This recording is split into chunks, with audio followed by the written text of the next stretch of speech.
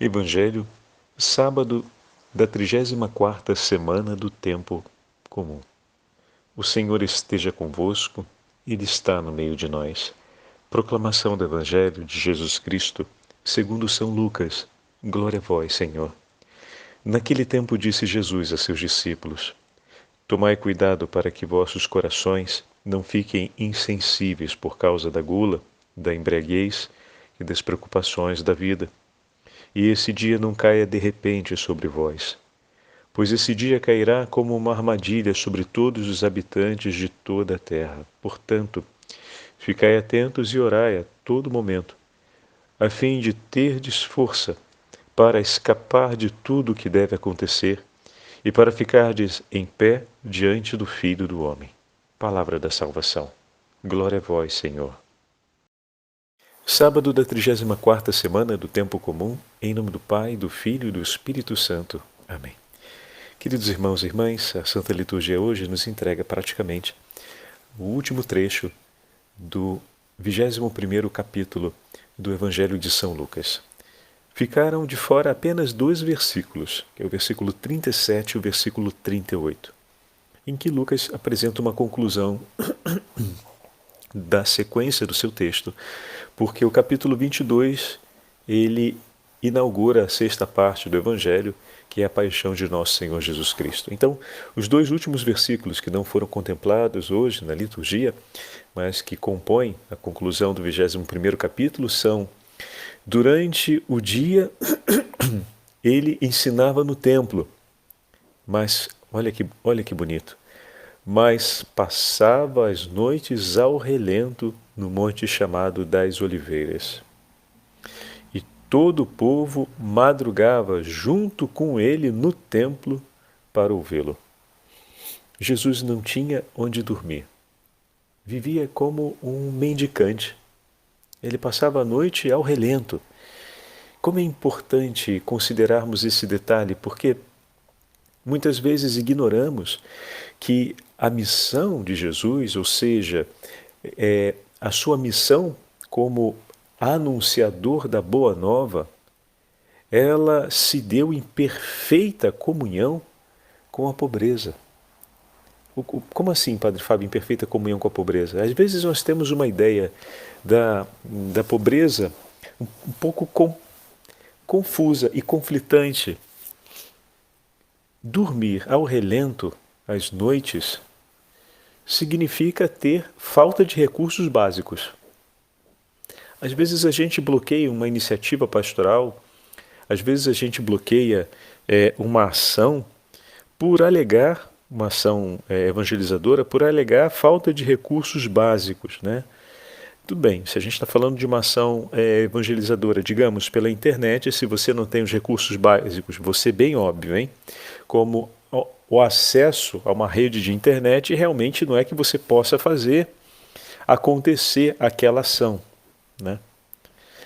Mas não é esse o exemplo, no caso que nos interessa aqui para falar do Senhor. O Senhor estava de manhã bem cedo no templo para ensinar. Então precisava apenas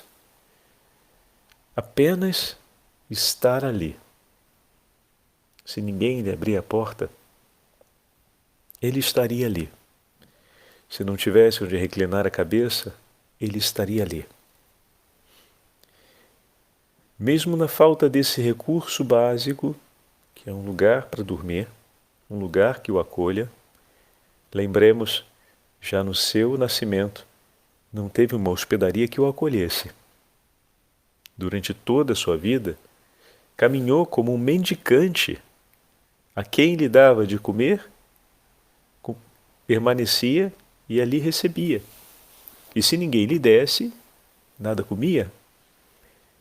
Tanto que é essa recomendação que ele faz aos discípulos, uma recomendação vivida por ele no envio dos 72.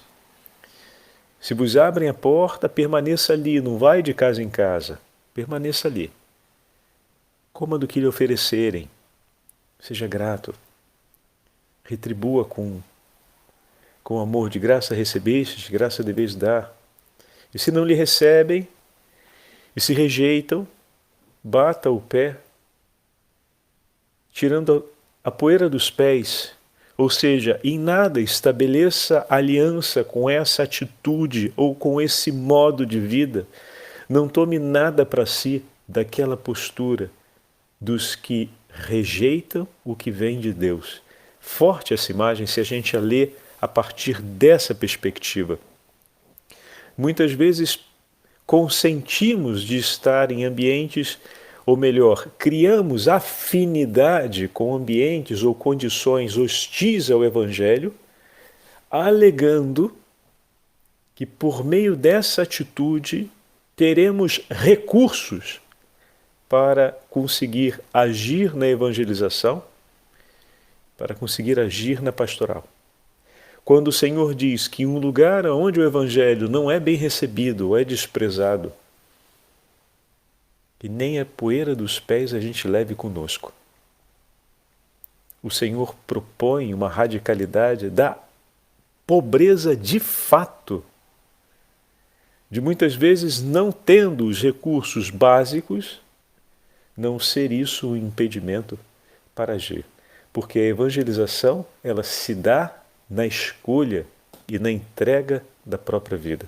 O Senhor todo dia de madrugada, ou seja, antes do raiar do sol, antes do canto da aurora, antes da primeira oração do dia, já estava ali e a multidão o seguia às portas do templo. E muitas vezes, como vamos ver na sequência da paixão do Senhor, durante a noite no Monte das Oliveiras, Jesus permanecia em oração. Permanecia ali com o seu coração orientado a Deus, recolhido em vigília, em oração mesmo, sem dormir. Oferecia aquela noite de sono numa vigília de amor com o Pai pela nossa salvação, por cada um de nós. Como o Senhor oferece tudo, inclusive suas condições básicas, suas necessidades mais básicas, por amor a Deus, por amor à salvação dos homens. Ele não reserva nada para si. E a precariedade sobre essas condições não é um impedimento para permanecer amando, para ele permanecer compromissado com a sua vida sobre aquilo que faz. E não é um limite para dizer, não vou fazer agora, vamos deixar para fazer depois. Não vamos começar agora, vamos começar depois. De modo algum. Então, esse é um elemento que precisa entrar no nosso cabedal de conteúdo na hora de discernir decisões sobre a vida pastoral e sobre a nossa própria ação evangelizadora no seio da igreja. Muitas vezes a ausência de recursos básicos pode passar a representar muito para a gente, ao ponto de nos levar a repensar a nossa decisão sobre agir e lançar-se por amor a Cristo. E hoje o beato Tiago Alberione, a sua memória, nos faz mesmo uma testemunhança única, que antes do Concílio Vaticano II definia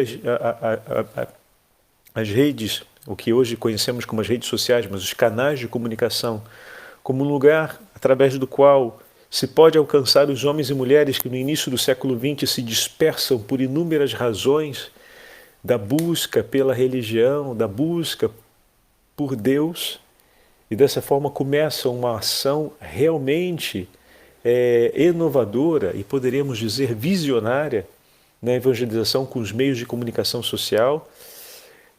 Assim também a gente precisa ter essa atitude no coração. Pedir a intercessão dele para essa realidade, que mesmo diante da precariedade de recursos básicos, não faltou a sensibilidade para decidir, escolher, lançar-se por amor a Cristo. Na vida de São Tiago Alberione, exatamente a percepção daquela urgência fez ele lançar-se nesse caminho de apostolado e a recolher colaboradores, e hoje são mais de 10 instituições fundadas por ele, mais de 10.000 operários da evangelização pelo mundo, entre religiosos e consagrados, leigos, que se dedicam à evangelização e ao anúncio da palavra de Deus através dos meios de comunicação. É uma ação fantástica. E foi assim. O coração, inflamado por aquela urgência, o fez lançar-se dentro dessa grande aventura. E o Senhor rendeu-lhe os frutos. Da mesma forma, meus irmãos, na nossa vida, não nos escandalizemos, nem nos intimidemos pela exigência da pobreza, pela exigência da obediência e pela exigência da castidade. Porque é nessa tríplice entrega que viveremos a plenitude do Evangelho.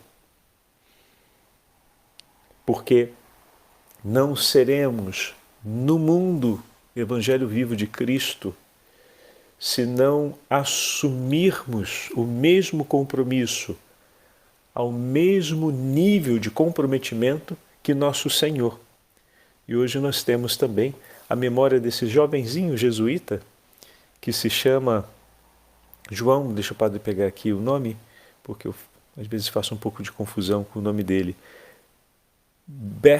Beckmans, não sei se é assim que se fala a pronúncia certinha. Beschmans, João Beschmans. E na igreja de Santo Inácio, o seu túmulo é de frente para o túmulo de São Luís Gonzaga. Um jovenzinho de origem muito humilde, que dedicou tudo da sua vida para poder juntar os recursos e começar a seguir nosso Senhor de uma forma, desejava ardentemente ser sacerdote, e se entrega à companhia de Jesus. Depois, a uma certa idade, começa a seguir os padres jesuítas e com grande dedicação e entrega vive os seus estudos em Roma. O colégio era em Roma, mesmo próximo à igreja de Santo Inácio, onde tem a região do Panteão.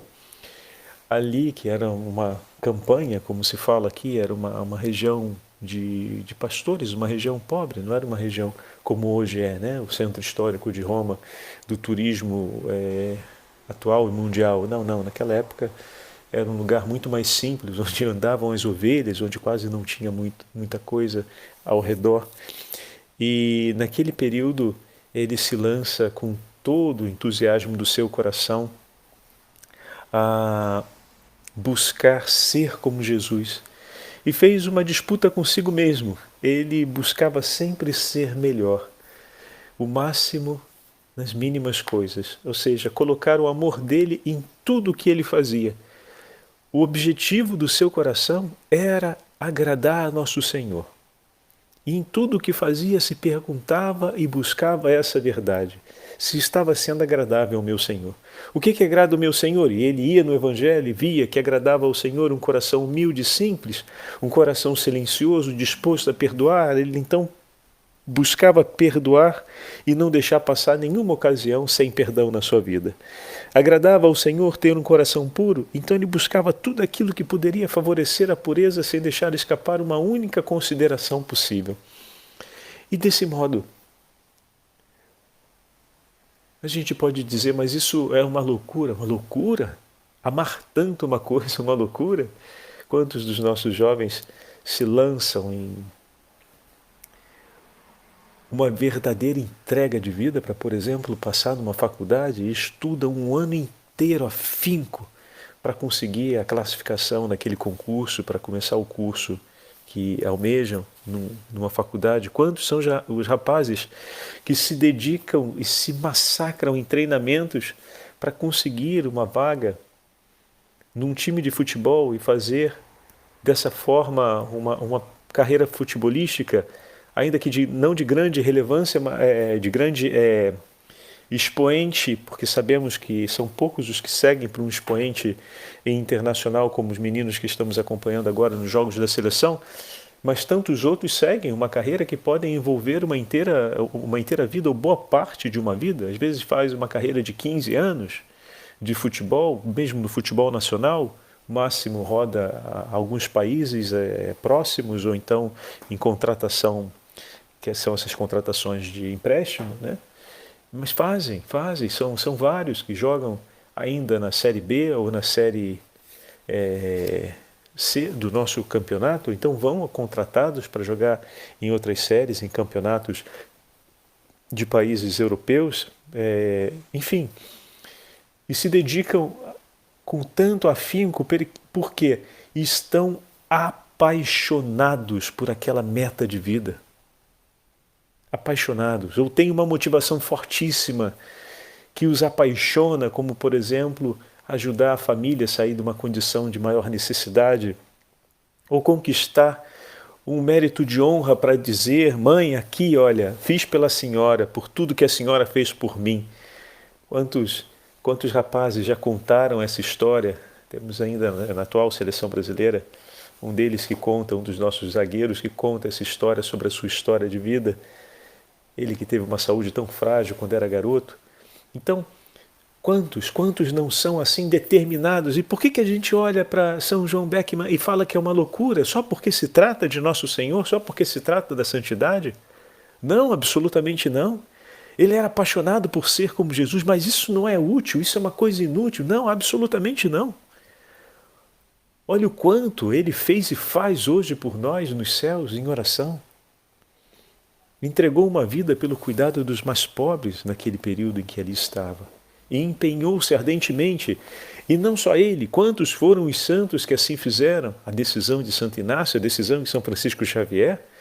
Se consideremos que ele é muito jovenzinho e morreu cedo, então peguemos outros que foram a uma vida longa, como São Padre Pio, por exemplo, ou São Leopoldo Mandique, outro grande confessor capuchinho, que trabalhou a sua vida inteira nos confessionários em Pádua e levou tantas almas para o céu e arrancou das garras de Satanás. E quantos outros, como São João de Ávila, por exemplo, como Santo Afonso, que nós conhecemos bem, foram vários. E todos eles, ou em um momento muito jovem da vida, ou mais tarde um pouco, tomaram uma decisão a esse nível, radical dessa forma. E como contribuíram e como ofereceram de si para a transformação do mundo. Que grande tesouro e patrimônio, e podemos dizer com objetividade, que grande utilidade teve uma escolha, uma entrega de vida como essa, por todos nós. Agora, tudo começa com aquela proposta que o Senhor fez no Evangelho de hoje. Cuidado para que os vossos corações não se dispersem. Poderíamos falar dessa forma, com 3 dispersões que são muito comuns. A busca pelos prazeres e as satisfações da vida, a busca por conquistar o que queremos nessa vida, a embriaguez, enquanto a gente pode pensar só no vício da bebida, mas um homem ele é embriagado do mundo quando ele consegue conquistar as suas ambições, por assim dizer, né? O poder embriaga, o dinheiro embriaga, deixa a gente em uma condição que nos falta a consciência, que nos arranca a consciência, que nos faz perder o sentido das coisas. O poder embriaga, não só o álcool embriaga, o poder embriaga, o dinheiro embriaga.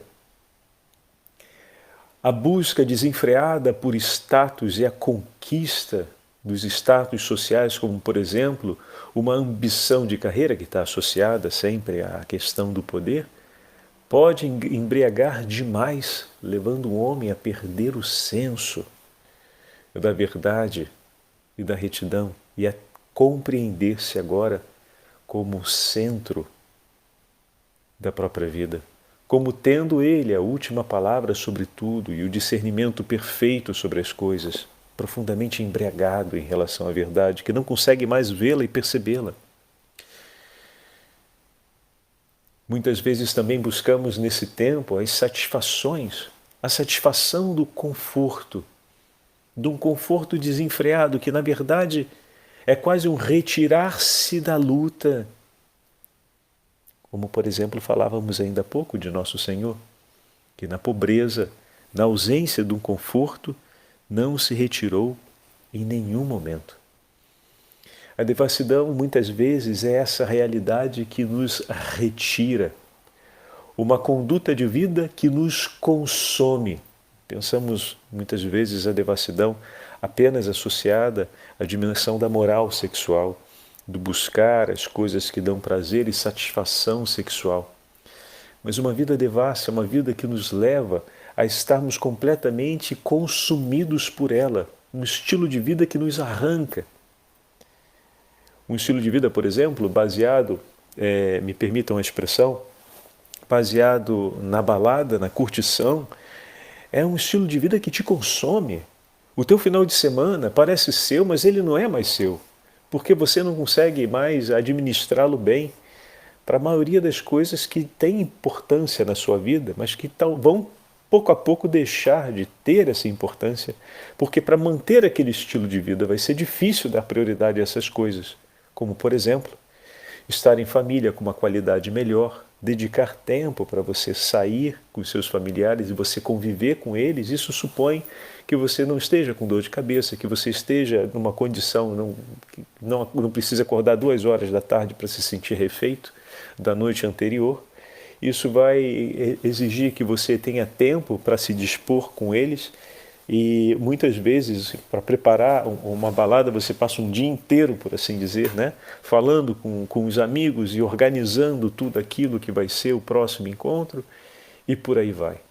E muitas vezes o domingo se torna agora um dia imperioso do descanso, porque depois de tudo aquilo que passei e vivi, eu mereço ter um descanso. Eu fiz muito e me desgastei muito durante a semana.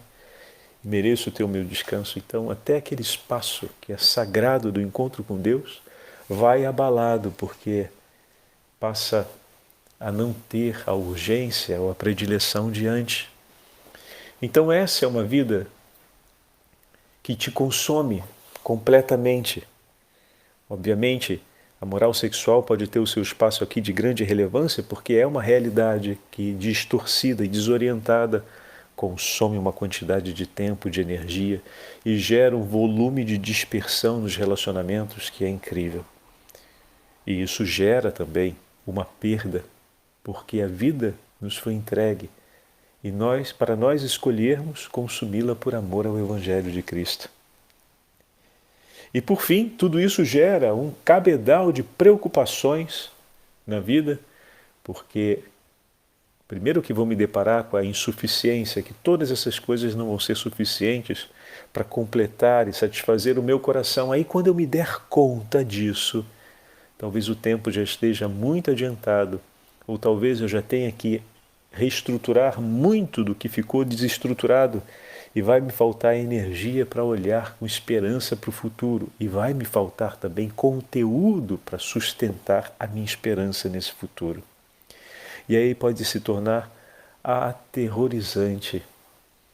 E é o momento em que o Senhor fala, eis que pode sobrevir sobre nós de improviso esse momento. E o que faremos?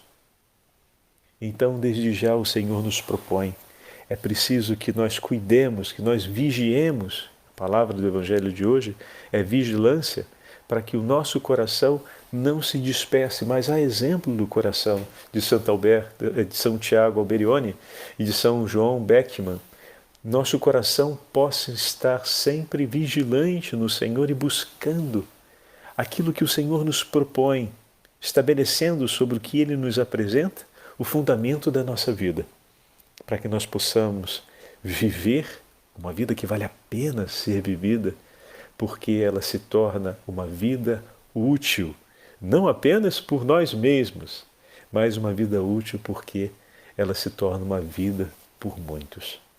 Dessa forma usei conceitos que não são muito comuns no nosso discurso religioso, mas para poder iluminarmos como esses conceitos, passando dentro da nossa experiência religiosa, pode também nos orientar na direção certa.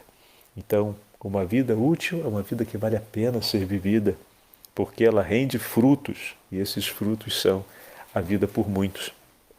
Entregar a vida por algo que realmente possa valer. E Cristo é o nosso tesouro.